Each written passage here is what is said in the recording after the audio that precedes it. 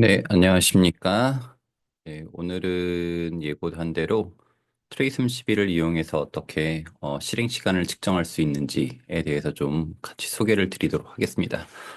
부제로 그냥 좀 재미있게 너희가 런타임을 아느냐? 이제 우리 막내도 런타임을 알아. 라고 한번 좀 장난스럽게 붙여봤습니다. 자, 대략적인 목차는 이렇게 되어 있습니다. 맨 처음에 실행 시간을 어떻게 잴 것인가에 대해서 좀 얘기를 하고, 그리고 두 번째로는 간단한 이제 소개와, 그리고 세 번째로는 암 타겟에서 JTAG 연결했을 때, 그리고 트레이스 녹화할 때, 맨 마지막에 트라이코어 기반으로 이렇게 좀 소개를 하도록 하겠습니다. 네, 저도 좀 성질이 급해서 요약부터 먼저 말씀을 드리자면은 첫 번째로는 디버그 인터페이스, 그러니까 이게 JTAG 연결이냐 아니면 트레이스 연결이냐 또는 코어, 암코어냐 트라이코어냐 기타 등등 다른 코어냐에 따라서 최적의 실행 시간 측정법이 있습니다. 라고 하는 게 첫 번째고요. 두 번째로 ETM이나 넥서스 같은 실시간 트레이스 방법을 적용하시면은 타겟을 멈추지 않고 정확한 시간 측정이 가능합니다. 그리고 세 번째, 벤치마크 카운터 또는 A2B 모드 같은 코어에 특화한 방식으로 보다 정확한 측정이 가능하고 경우에 따라서 우리 타겟에 커넥터가 없다. 그래서 트레이 32 연결이 불가능하다라고 한다면은 저희가 소개하는 자매품 DD 플러스를 사용해 보셔도 좋을 것 같습니다. 자, 그러면은 실행 시간 어떻게 잴 것인가에 대해서 먼저 한번 얘기를 꺼내 보도록 하겠습니다.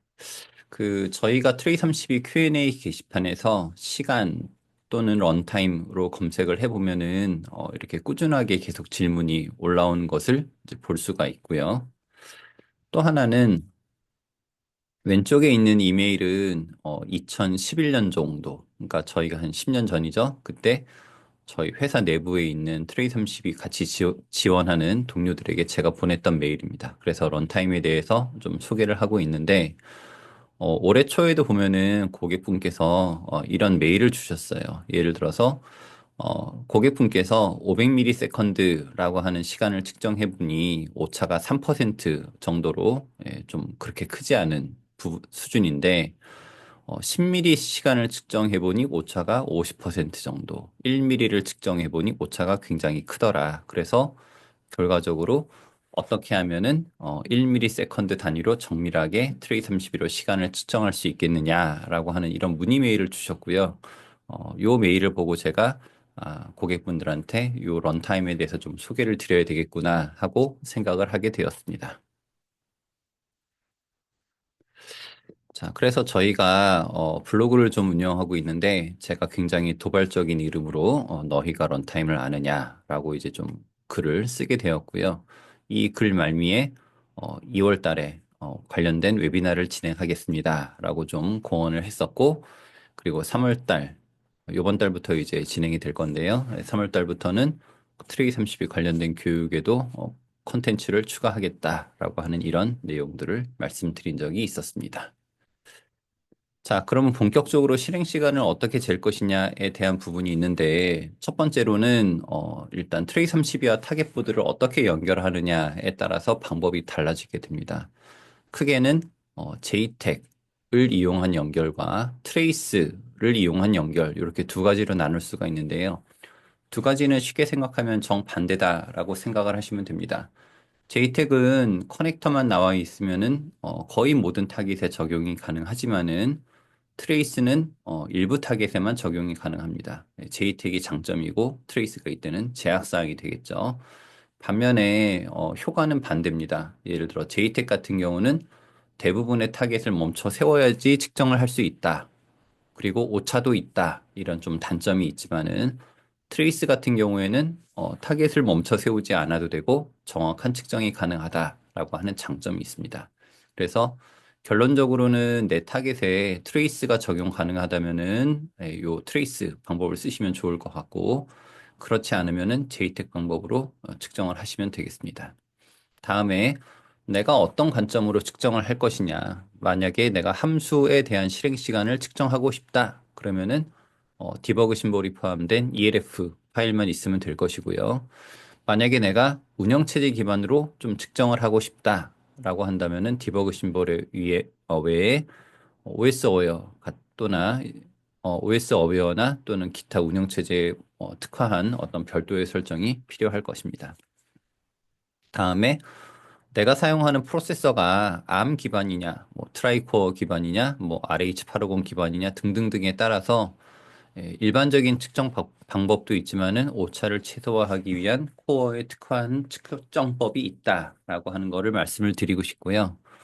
오늘 웨비나에서는 좀 여러분들께서 많은 분들이 좀 사용하실 수 있도록 범용적인 JTEC 기반으로 그리고 함수 관점에서 그리고 암과 트라이코어 두 개의 코어에 대해서 또 좀 특화한 측정법을 소개하는 이런 식으로 진행을 하겠습니다. 그리고 이제 추후에 기회가 된다면은 오늘은 이제 첫 번째 코너라면은 두 번째 볼륨 2에서는 좀 오늘 소개하지 않은 부분에 대해서도 좀 언급할까 검토 중입니다. 그러면 먼저 런타임에 대해서 간단하게 좀 소개를 해보도록 하겠습니다. 런타임은 이름이 가지는 의미처럼 타겟이 동작한 시간을 측정하는 것이 이제 런타임이고요. 앞에서 얘기했던 것처럼 JTAG으로 연결하느냐 아니면 트레이스로 연결하느냐에 따라서 좀 서로 다른 방법을 적용할 수 있다. 그리고 암 같은 일부 코어는 내부 코어 카운터를 이용해서 오차를 줄일 수도 있고 더 자세한 사항은 R로 시작하는 런타임 관련된 문서나 또는 제너럴 언더바 펑션 이런 문서에서 참고를 하실 수가 있겠습니다. 자, 런타임은 T32 소프트웨어에서 실행하는 방법은 여기 있는 풀다운 메뉴를 사용해서 런타임이라고 하는 메뉴를 클릭해 주시면 되겠습니다. 자, 그러면 이런 식으로 창이 실행되게 되는데 위에 그림은 일단 소프트웨어 버전에 따라서 조금 런타임이 보여주는 기능이나 모양새가 다르다는 겁니다. 왼쪽에 있는 거는 2022년 트레이 32 소프트웨어이고요. 오른쪽은 작년에 나온 2024년 트레이 32 소프트웨어인데 좀 창의 모습이 많이 다른 것을 볼 수가 있습니다.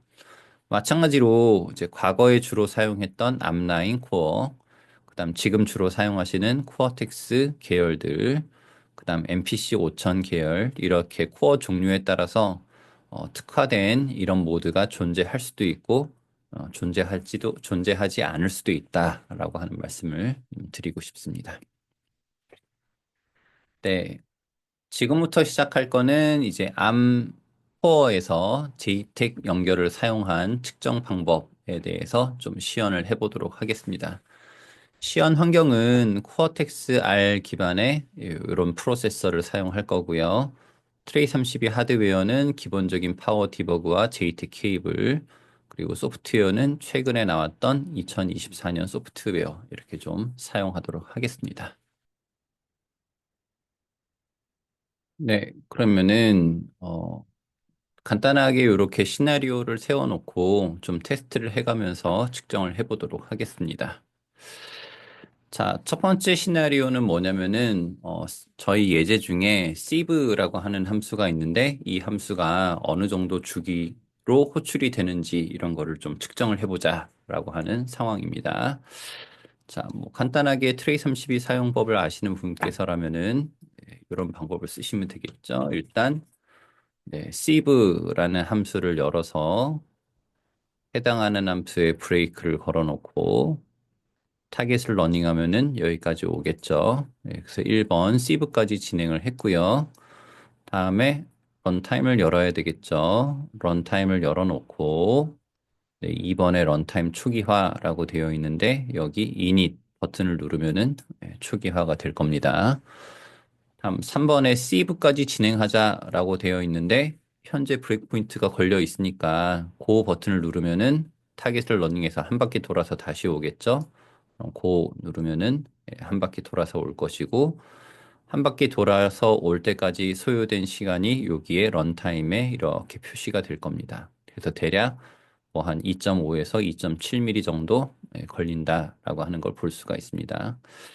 자, 소요 시간을 반복해서 측정을 하시고 싶으시면은 런타임을 다시 한번 초기화를 하고 타겟을 러닝 해가지고 한 바퀴 돌아왔을 때 아, 요번에는 2.2에서 2.5mm 걸렸구나라고 볼 수 있고, 다시 초기화, 러닝 하면은 매번 할 때마다 시간이 네, 얼마나 소요가 되는지 이렇게 대략적인 시간들을 볼 수가 있겠죠. 네, 그래서 간단하게 이렇게 브레이크를 걸어놓고 런타임을 띄워놓은 것만으로도 실행 시간을 측정을 할 수가 있습니다. 자, 살을 조금 붙여보겠습니다. 네. 만약에 이제 런타임을 내가 측정하고 있는데, 요 사용법이나 아니면 각 창에서 의미하는 거를 잘 모르겠다라고 하면 요 설명을 한번 보시면 좋을 것 같은데요. 첫 번째, 좌측 상단에 나오는 시간은 타겟이 멈추고 나서 다시 한번 러닝 했을 때, 최종적으로 고 브레이크 했을 때 소요된 시간입니다. 근데 여기 시간에 보면은 이렇게 물음표가 없을 때도 있고, 물음표가 하나 또는 두 개 이렇게 차이가 있는데요. 물음표가 있느냐 없느냐 또는 하나냐 두 개냐라고 하는 것들은 이 시간이 얼마나 정확하느냐 또는 오차가 있느냐에 대한 시간입니다. 다음 시간이 보면은 왼쪽에도 있지만 가운데도 표시가 되어 있는데요. 왼쪽에 있는 시간은 마지막 고브레이크에 걸린 시간이라면은 가운데 있는 시간은 JTAG 연결 후 또는 런타임 요 초기화 후의 총 누적 실행 시간이라고 보시면 되겠습니다. 다음에 내가 측정한 시간이 어느 정도나 정확하냐에 대한 부분이 있고 측정을 천천히 할 거냐 또는 빠른 주기로 할 거냐 아니면 끊임없이 계속 진행할 거냐 이렇게 내가 얼마나 정밀하게 할 거냐에 대한 부분도 있습니다. 예, 이렇게 모드는 세 가지로 선택할 수 있지만은 제 개인적인 생각에는 기본 옵션인 패스트 모드로 이제 설정을 하시면 될 것 같고요. 좀 더 정확한 측정을 원한다라고 한다면 뒤에서 언급하는 BMC라는 모드를 사용하시기를 추천을 드립니다. 자, 그럼 먼저 질문으로 가보겠습니다. 앞장에서 보면은 런타임에 오류가 있다라고 이렇게 말씀을 드렸었는데 그러면은 이 오차를 줄일 수 있는 방법은 없겠느냐라고 생각할 수 있을 거고요. 그거에 대한 이제 첫 번째 가이드로 BMC를 이용해서 한번 실행 시간을 측정해 보시라라고 이렇게 말씀을 드릴 수가 있겠습니다. 암코어 내에는 앞에서 언급했던 CPU 클럭 카운터를 활용할 수 있는 방법이 있습니다. 다만 이제 모든 암코어가 지원하는 건 아니고요. 과거에 나왔던 앞라인 같은 것들은 지원하지 않습니다. 그 다음에 클럭 설정이 필요하다. 그리고 클럭은 추정이 가능하다라고 되어 있는데 이 부분에 대해서 한번 좀 소개를 해보도록 하겠습니다. 자, 앞에서 했었던 거랑 비슷한 방법으로 다시 한번 반복을 해보겠습니다. sieve 함수를 불러다가 해당하는 함수에 브레이크를 걸고 타겟을 러닝을 시켰고요. 네, 런타임을 한번 측정을 해보도록 하겠습니다. MISC의 런타임. 자, 저희가 이제 앞에서 제목에 보면 BMC를 선택하자라고 되어 있네요. 그래서 BMC를 선택을 하면은 클럭을 몇 메가헤르츠로 설정할 겁니까? 라고 하는 부분이 나옵니다. 그리고 어, 교재에 보면은 클럭을 설정해야 되는데 추정이 가능하다라고 되어 있죠. 내가 개발하는 시스템의 CPU 클럭을 정확히 안다면 설정을 하시면 되는데 잘 모르신다면은 추정하는 방법이 있습니다. 예를 들어서 일단 적당히 아무 숫자나 이렇게 넣어보는 거죠. 100MHz 정도로. 그리고 1 sec.cmm 이렇게 한번 만들어 볼까요? 네, 예전에 만들어 놓은 게 있네요. 이걸 좀 쓰겠습니다. 자, 스크립트는 어떻게 돼 있냐면은 타겟을 러닝하는데 1초간 기다렸다가 멈춰라 라고 이렇게 세 줄짜리 스크립트를 만들었습니다. 이 스크립트를 실행해 보면은 T3는 타겟을 1초간 러닝해 줄 거고요. 이 런타임이라고 하는 거는 사용자가 설정해 놓은 100MHz를 기준으로 자기가 클럭 카운팅을 해서 시간을 보여주는 거죠.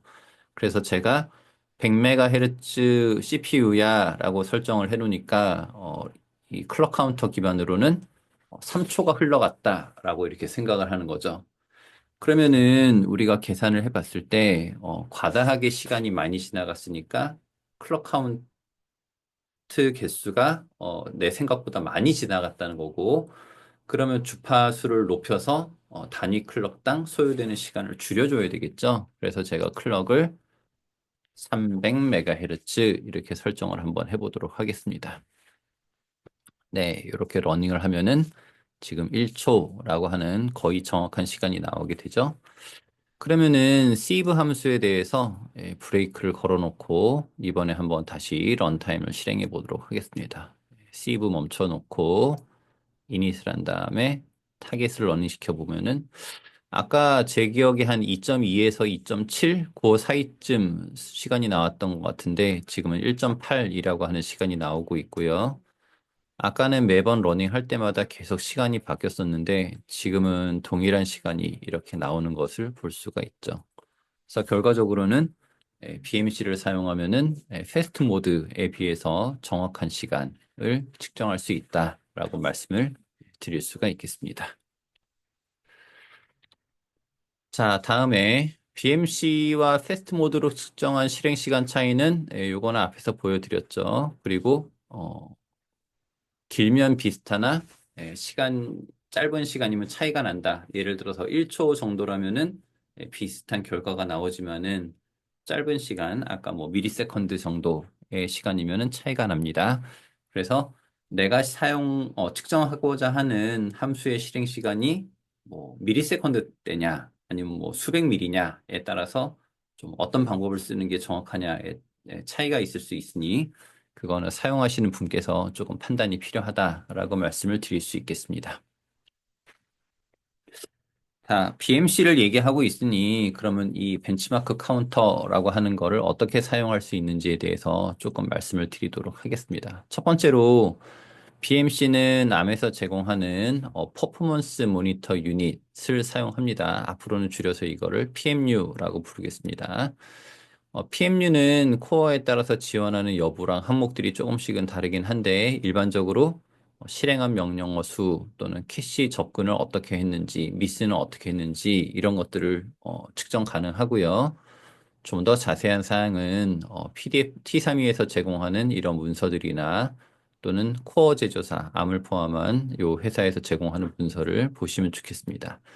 BMC는 퍼프의 벤치마크 카운터라고 하는 메뉴로 이렇게 실행을 하게 됩니다. 자, 잠시 샛길로 빠진 김에 조금 시연을 더 해보도록 하겠습니다. 자, BMC를 먼저 열겠습니다.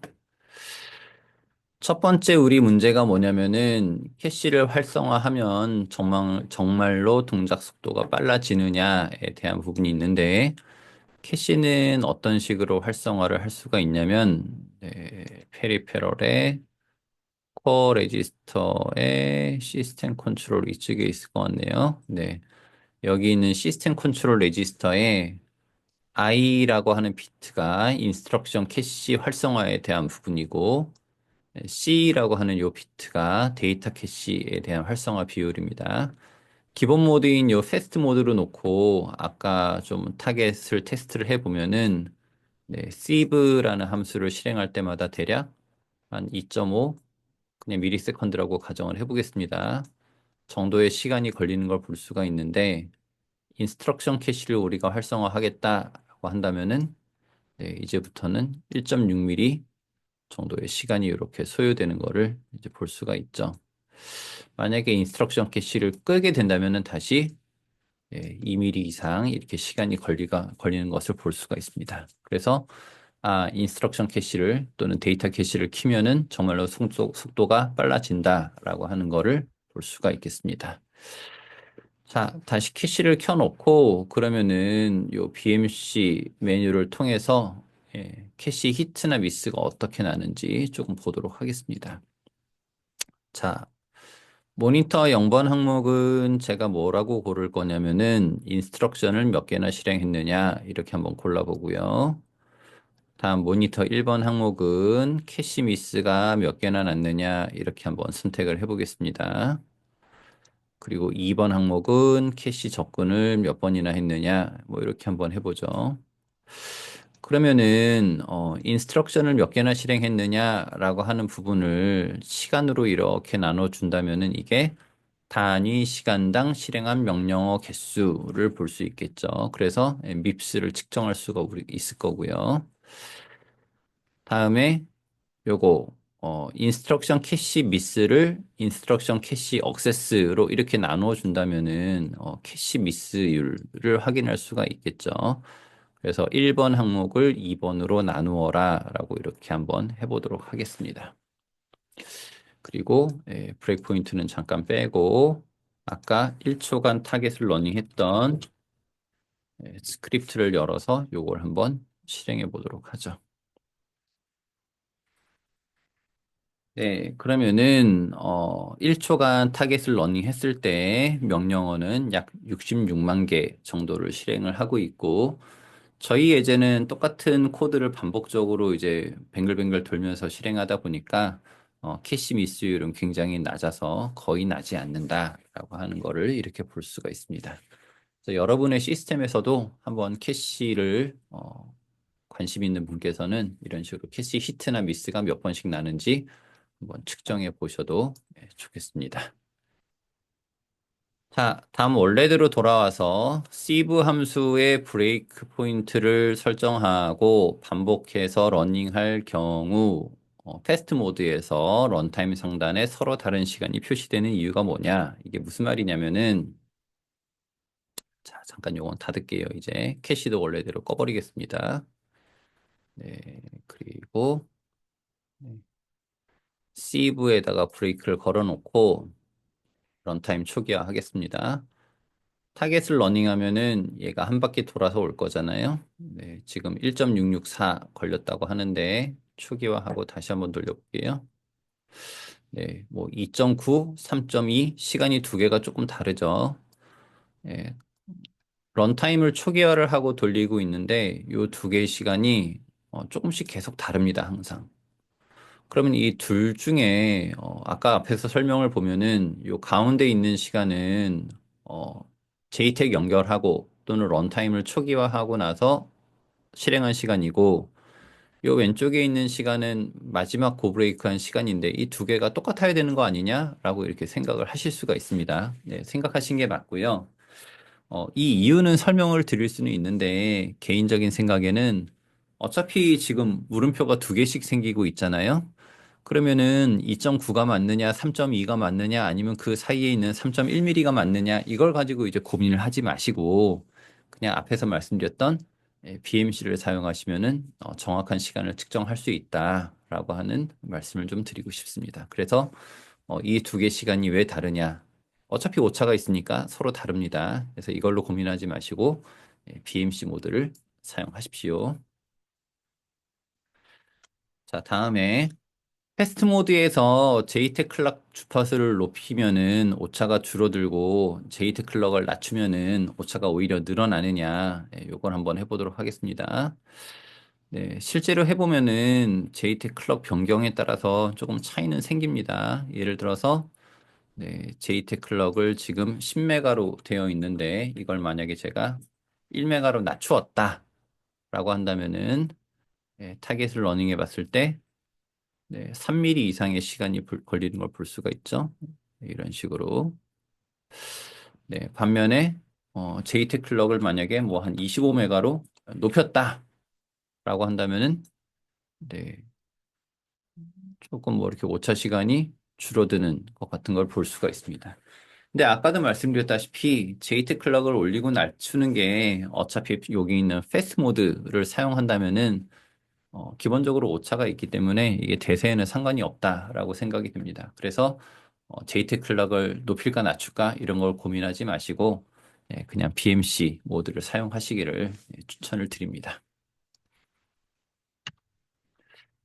자, 그러면은 다음 질문. 제가 이제 앞에서 계속 BMC가 좋다라고 하는 이런 설명을 하고 있는데 그러면은 BMC는 정확하냐 과연? 이라고 하는 의문을 가지게 될 거고요. 제가 이제 트레이스 기반으로 측정해서 비교한 결과 BMC는 상당히 정확하다라고 이렇게 좀 말씀을 드릴 수가 있겠습니다.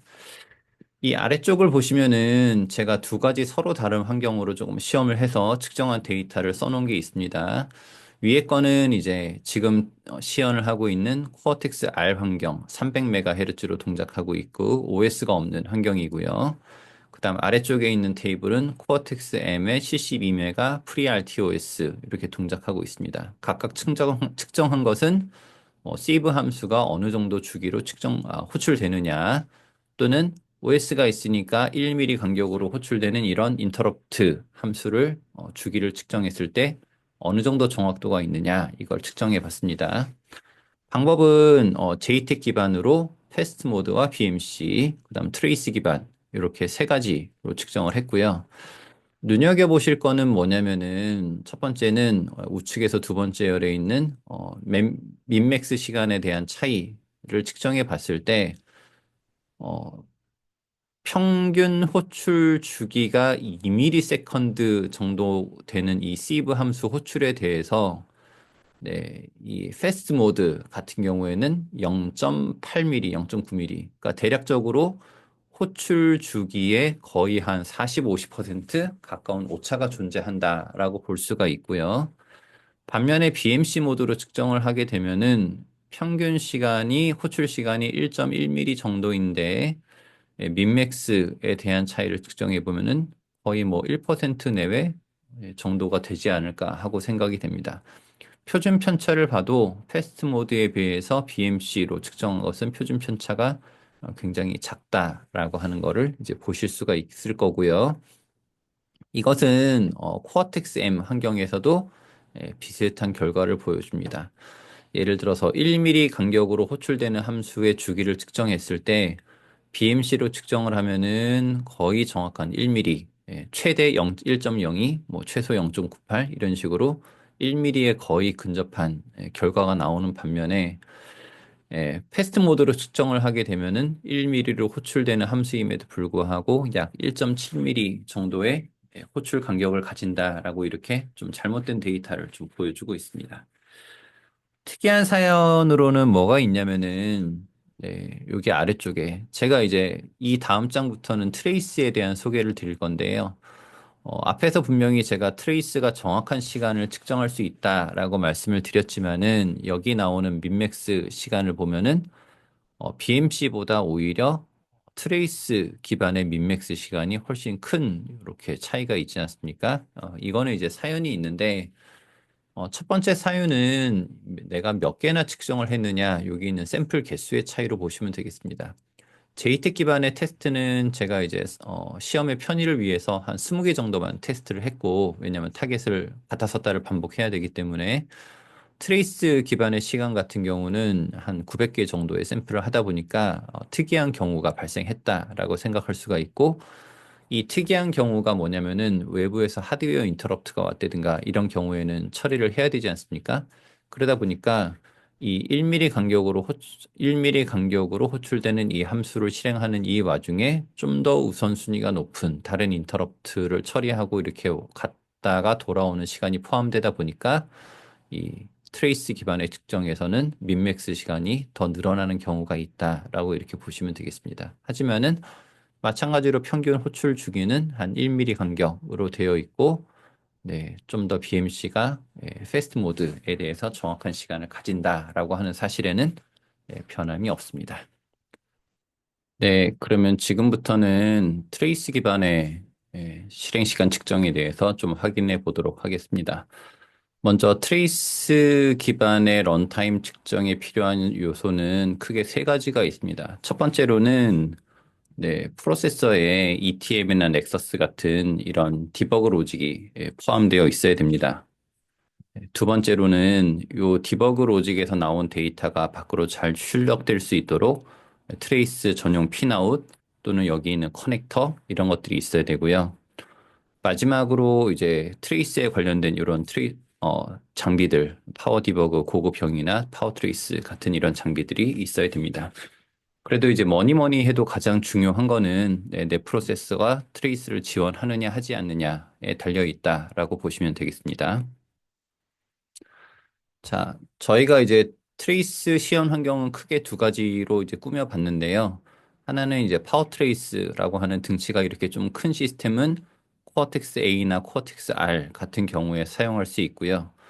콤비 프로브 또는 마이크로 트레이스라고 하는 것들은 이렇게 코어텍스 M 환경에서 측정을 할 수가 있습니다. 그래서 저희가 시험을 할 때는 코어텍스 R이면은 파워트레이스, 코어텍스 M이면은 콤비프로브 이렇게 두 개의 환경으로 좀 시험을 해봤습니다.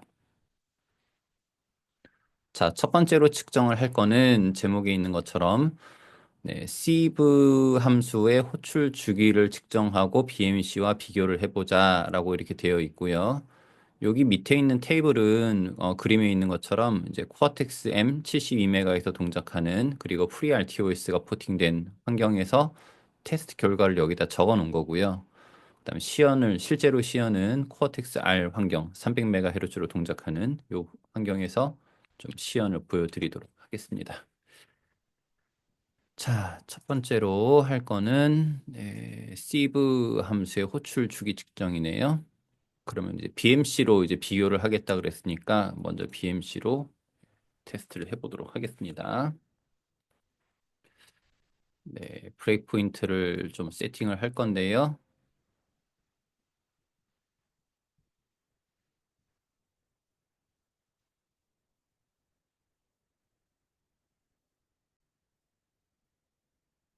네, 그러면은 시연을 다시 시작해 보도록 하겠습니다. 네, sieve 함수 호출 주기를 측정을 하는데 트레이스로 측정한 것과 벤치마크 카운터 BMC를 이용한 거랑 좀 비교를 해보도록 하겠습니다. 먼저 브레이크 포인트를 좀 설정을 하고 타겟을 러닝을 해보도록 하겠습니다. 네, sieve 함수까지 러닝을 했습니다. 그리고 브레이크 포인트는 어떻게 설정을 할 거냐면은 네, 브레이크 포인트를 세팅하는데 sieve에다가 할 거고 sieve 함수의 가 호출될 때마다 시간 정보를 좀 가져가기 위해서 스팟 브레이크 포인트를 한번 설정해 보도록 하겠습니다. 네, 그리고 런타임을 좀 실행을 해야 되겠죠. 네, 런타임 저희가 BMC 모드로 300MHz라고 아까 설정을 했었고요. 그리고 BMC, 그러니까 요 sieve 함수가 호출될 때마다 BMC 모드로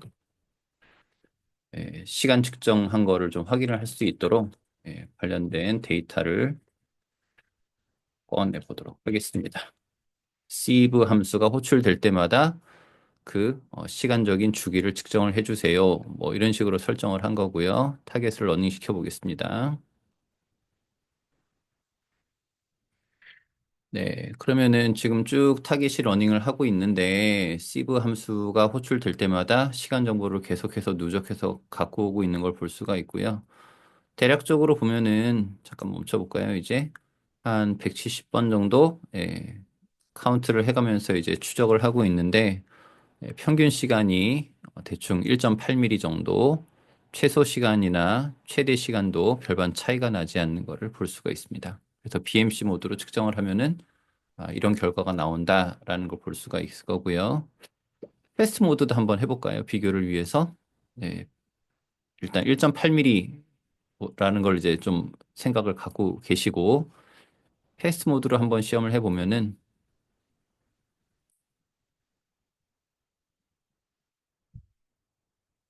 네, 일단 평균 시간이 2.7mm로 좀 생각보다 길게 나오고 민맥스도 아까에 비해서 조금 차이가 나는 걸 볼 수가 있죠. 그래서 BMC랑 패스트는 확실히 차이가 난다라고 하는 거를 볼 수가 있을 겁니다.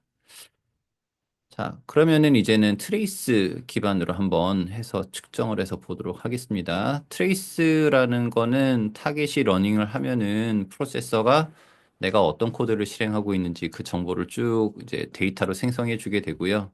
그러면은 트레이스 32 입장에서는 그 정보를 이런 식으로 받아놨다가 아까랑 비슷하게 수치 해석을 해서 관련된 함수가 호출된 이런 주기를 누적을 해서 보면 되겠죠.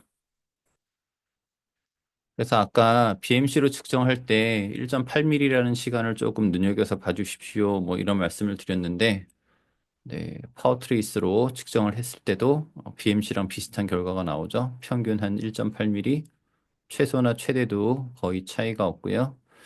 네, 보셔서 아시겠지만은 BMC랑 트레이스랑 가장 큰 차이는 어떻게 보면은 타겟을 멈추고 데이터를 갖고 와야 되느냐, BMC의 경우에는. 그리고 트레이스 같은 경우에는 타겟을 멈추지 않고 데이터를 갖고 올 수 있느냐에 대한 부분이 가장 크다라고 보시면 되겠습니다. 그래서 내가 그냥 타겟은 멈추어도 상관없고 어, 좀 이렇게 타겟을 어떤 특정 함수의 실행 시간을 좀 정확하게 보고 싶다라고 한다면 BMC를 선택하셔도 될 거고요. 우리 타겟은 좀 실시간성이 중요하기 때문에 멈추면 곤란하다라고 하는 경우에는 BMC를 사용하기보다는 이 트레이스를 어떻게 적용할 것인가에 대한 부분에 대해서 조금 고민을 해보시면 좋겠습니다. 자, 다음 페이지로 넘어가 보겠습니다. 자, 두 번째는 앞에서는 이제 sievera는 함수가 호출되는 주기라고 했다면은 요번에는 sieve의 수행 시간 또는 뭐 어떤 두 지점에 대한 구간 어, 측정 뭐 이렇게 생각을 하면 되겠죠. 그래서 sieve에 대한 수행 시간을 한번 측정해 보도록 하겠습니다. 트레이스의 장점 중에 하나는 일단 레코드를 한번 해놓으면은 또다시 뭔가 시험을 할 필요가 없이 여기에서 바로 내가 원하는 어떤 데이터를 뽑아낼 수 있다라고 보시면 되겠습니다. 예를 들어서 좀 전에는 레코딩을 해놓고 여기에서 시브에 대한 실행 호출 주기를 봤다면은 요번에는 제가 함수의 실행 시간을 볼 건데 시브에 대한 함수 시작부터 끝까지 그 실행 시간을 보고 싶다라고 한다면은 별도의 테스트를 또 하는 게 아니라 데이터만 한번 제가 쌓아놓고 그걸 가지고 이런저런 다양한 방법으로 가공을 할 수가 있다는 거죠. 네, 그래서 트레이스를 한 번이라도 받아 놓으면은 지금 보신 것처럼 뭐 평균 수행 시간은 한 12.4 마이크로, 최소는 한 12.2, 뭐 최대는 한 12.7. 그래서 대략적으로 한 12.4에서 5 마이크로 사이 왔다 갔다 한 요 4천 개의 샘플을 가지고 시험을 했다라고 하는 걸 볼 수가 있습니다. 자, 그러면은 만약에 BMC로 측정을 하면 어떻게 될까라고 하는 부분을 좀 한번 해보도록 하겠습니다. 자, BMC로 하기 위해서 요거는 잠깐 창을 이렇게 조금 얼려놨어요. 프리즈라고 하면 요 창은 이제 변하지 않습니다. 비교를 하기 위해서 얼려놨고요. 네, 브레이크를 세팅하는데 펑션 함수 입출구에다가 예, 죄송합니다. 컨셉 펑션의 sieve의 spot이라고 하면은 네, sieve 함수의 입출구에다가 spot 브레이크 포인트를 한 번에 설정할 수가 있을 거고요. 그리고 runtime.statistic의 펑션 duration의 sieve 이런 식으로 하면은 BMC 모드로 예, 이 sieve 함수 입출에 대한 시간을 비교해 볼 수가 있겠죠. 타겟 러닝 하겠습니다. 네. 뭐 그래프상으로 보면은 마치 뚝 떨어진 것처럼 보이는데 하나는 12.52 정도에 있고 하나는 12.59 그러니까 12.6이죠 정도에 있어서 뭐 조금 그래프상으로는 차이가 있는 것처럼 보이지만은 실제상으로 보면은 평균 실행 시간이 12점 대략 6 마이크로 뭐 별반 다르지 않죠. 최소가 한 12.5, 최대가 12.6 정도로 대략적으로 12.6 정도의 수렴하는 시간이 나오는 것을 볼 수가 있고 뭐 주관적인 기준이긴 합니다만은 제 기준으로는 트레이스로 받은 거나 BMC로 받은 거나 거의 한 평균 실행 시간으로 봤을 때 한 0.2 마이크로 다시 말해서 한 200 나노 세컨드 정도 차이가 나는 거지 않습니까? 그럼 뭐 별반 차이 없이 거의 비슷한 시간이다라고 이렇게 볼 수가 있겠죠. 만약에 패스트 모드로 시험을 했다라고 한다면은 네. 아까는 함수의 입출구 시간이 한 12.6 마이크로 정도 나왔던 걸로 기억하는데요. 지금은 보면은 거의 한 900 마이크로대가 나와가지고 이거는 좀 차이가 많이 있다라고 이렇게 생각할 수가 있겠습니다. 그래서 결과적으로 타겟을 좀 멈췄다가 돌렸다가를 반복해야 되지만은 요 BMC 모드로 함수의 실행 시간 측정하는 것도 또는 이제 두 지점에 대한 소요 시간을 측정하는 것도 꽤 믿을만 하다라고 이렇게 생각하시면 되겠습니다.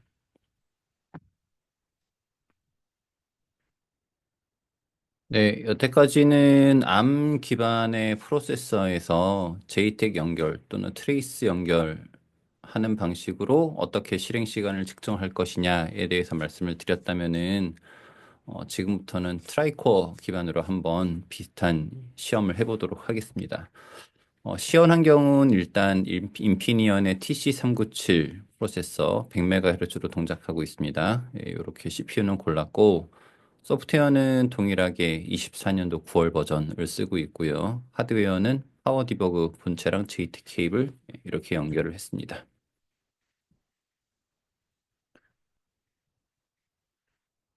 첫 번째로는 이제 암에서 보면은 BMC랑 패스트 모드랑 설정한 시간에 따라서 뭐 짧으면은 좀 차이가 있고 긴 시간이면 비슷하다 뭐 이런 얘기를 했었는데 이게 트라이코 환경에서는 어떨까 차이가 있나에 대한 거고요.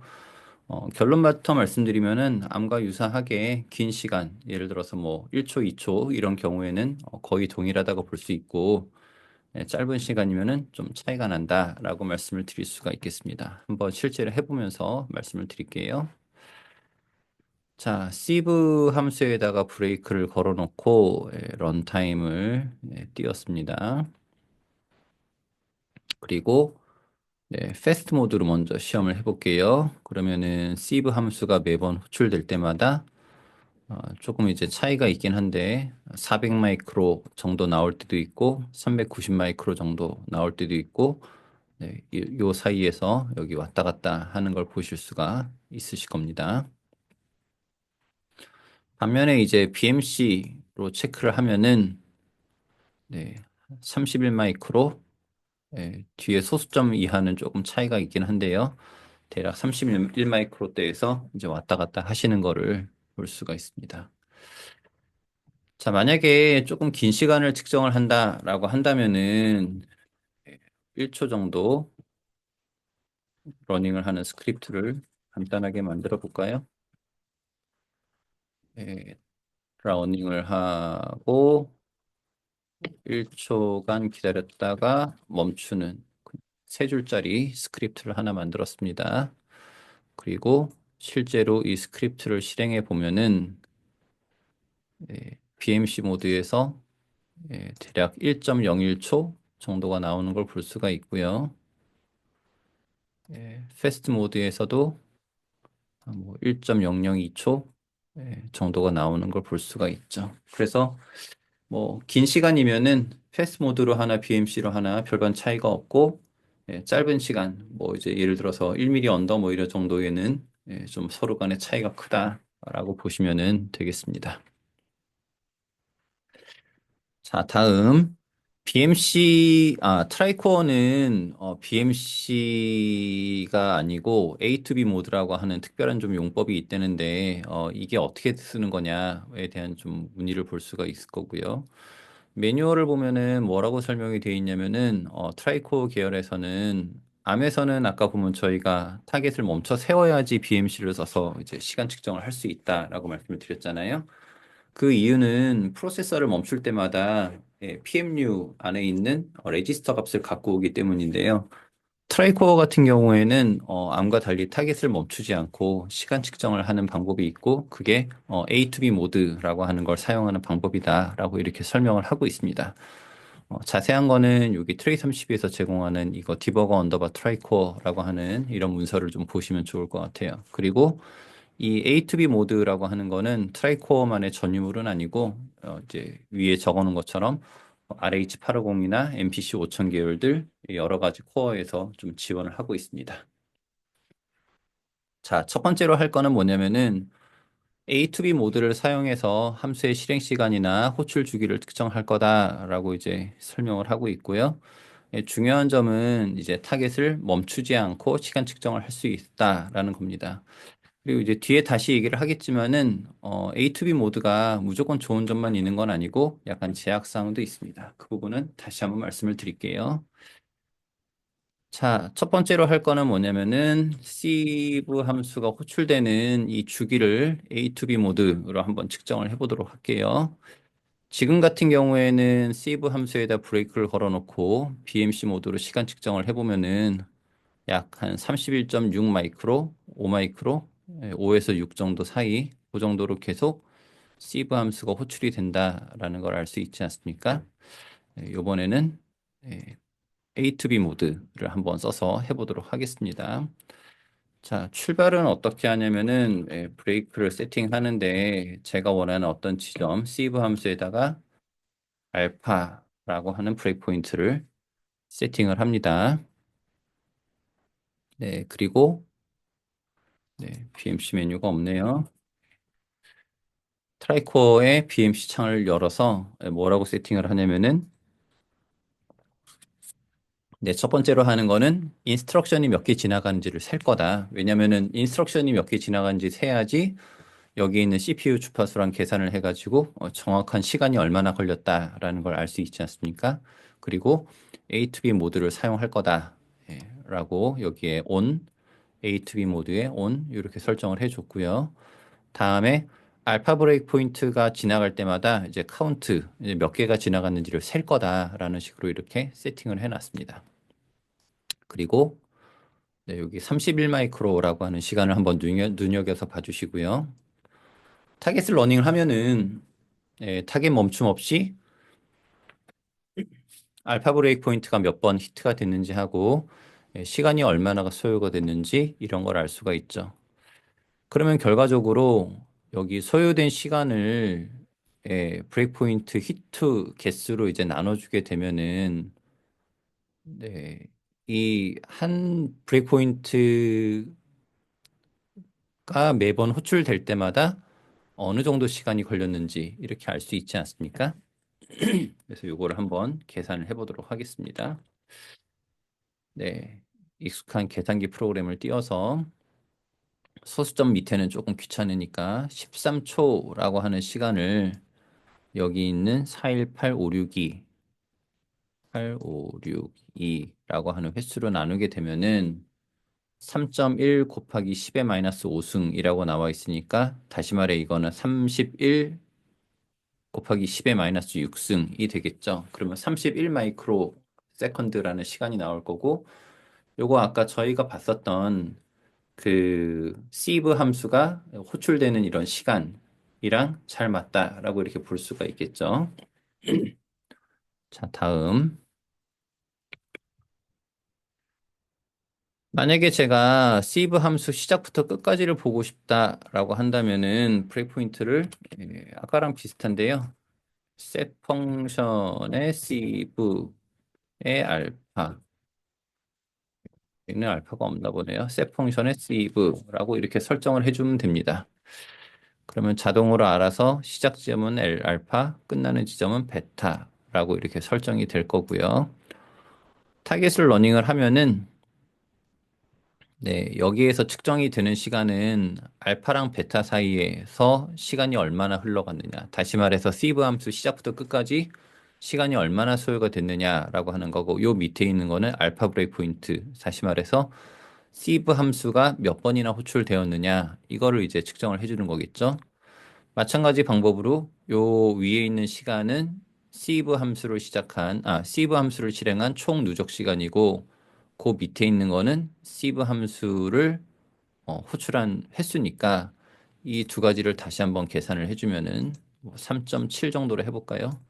3.7초를 646150이라는 시간으로 이렇게 나눠주면은 5.7 마이크로 세컨드라는 시간이 나오게 되죠. 그래서 이 sieve 함수 시작부터 끝까지는 대략 한 5.7 마이크로 세컨드가 걸린다라고 이렇게 생각을 할 수가 있겠습니다.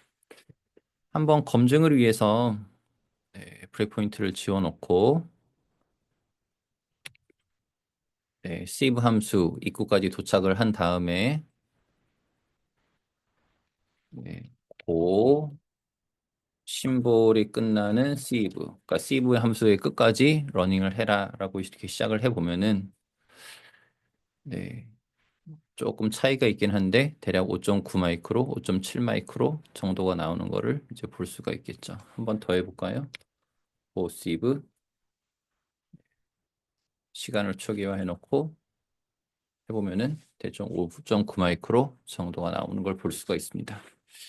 그래서 뭐 계산상에 약간 차이가 있을 수는 있지만은 시브 함수에부터 시작부터 끝까지는 대충 한 5.7에서 5.9 마이크로 정도가 나온다라고 하는 걸 볼 수가 있습니다.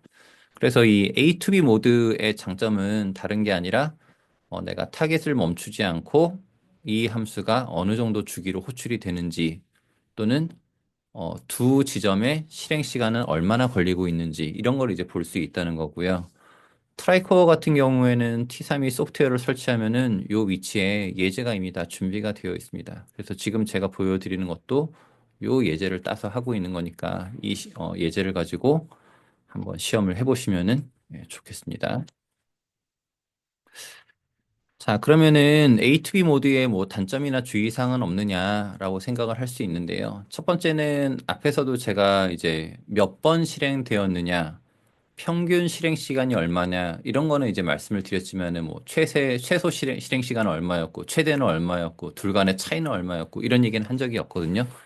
왜냐하면 A2B 모드 같은 경우에는 몇 번 실행했느냐, 총 실행 시간이 얼마냐, 이것만 알 수 있기 때문에 최소나 최대 시간은 측정이 불가능합니다. 그래서 그게 하나 이제 좀 주의할 사항이 있고요. 또 하나는 어떤 게 있냐면은 이거는 이제 보면서 하면 좋을 것 같은데요. 예를 들어 브레이크를 세팅하는데 C로의 알파를 세팅을 했습니다. 자, 눈여겨보실 거는 뭐냐면은 아마 여기 어디 나올 건데 여기 시간이 얼마나 소요가 되는지를 한번 눈여겨보십시오. 타겟을 러닝 하겠습니다. 여기 레이쇼 밸류라고 하는 걸 보면 초 시간이 계속 늘어나고 있죠. 6초, 7초, 8초, 9초 이렇게 쭉 늘어나고 있습니다. 좀 더 두고 보죠.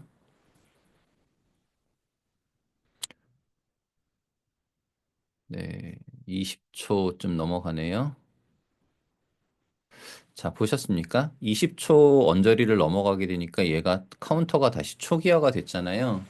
이 이유는 뭐냐면은 여기에 있는 이 클럭 카운터 또는 인스트럭션 카운터 얘네들이 무한정 카운팅을 할 수 있는 게 아니라 32비트 카운터로 이렇게 좀 개수의 제약이 있습니다.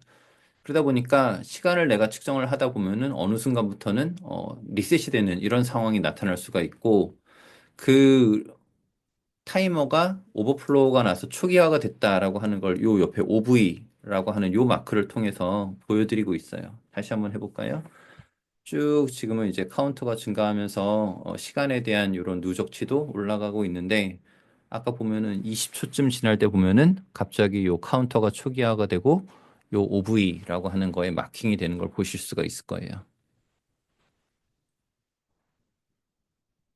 네, 나왔죠. 그래서 A2B 모드를 사용하실 때 또 주의사항 중에 하나는 이 카운터가 무한한 게 아니기 때문에 너무 긴 시간, 이건 굉장히 좀 주관적이죠. 카운터를 넘는 너무 긴 시간을 측정하게 되면은 타이머가 초기화가 될 수 있다라고 하는 거를 좀 미리 감안을 하시면은 좋겠습니다. 자, 이제 정리하겠습니다. 맨 처음에 말씀드렸던 요약인데, 디버그 인터페이스, 다시 말해 JTEC 기반이냐, 트레이스 기반이냐, 코어, 암이냐, 트라이코어냐, 파워핏이냐 등등에 따라서 적절한 측정법이 있습니다. 라고 하는 거 말씀드렸고요. 간단하게 말씀을 드리면은, 혹시라도 트레이스 적용이 가능하다면은 타겟을 멈추지 않고 정확한 측정이 가능합니다. 라고 아까 말씀드렸습니다.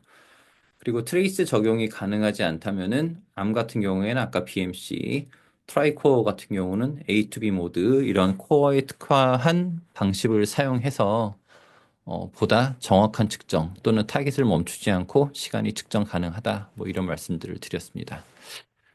만약 하나라도 우리 타깃이 뭔가 이제 하드웨어 형상 때문에 트레이 32 같은 JTAG 연결을 할 수 있는 방법이 없다면은 저희가 또 다른 이제 솔루션을 제공을 하고 있으니 그거를 한번 사용해 보셔도 좋겠습니다. 자, 오늘 준비한 거는 여기까지입니다. 트레이 30을 이용한 JTAG 기반 실행 시간 측정, 너희가 런타임을 아느냐? 이제 우리 막내도 런타임을 알아. 볼륨 1, 요 정도로 마치고요. 좀 반응이 괜찮고 또 수요가 있다면은 볼륨 2도 한번 준비를 해보도록 하겠습니다. 볼륨 2에서는 파워 트레이스로 시간 측정하는 거를 조금 더 자세히 소개를 드리고 좀 가능하다면은 OS가 있는 환경에서 좀 어떻게 시간을 측정할 것이냐라고 하는 이런 부분들도 조금 준비를 해보도록 하겠습니다. 네, 오늘 장시간 감사합니다. 이것으로 마치겠습니다.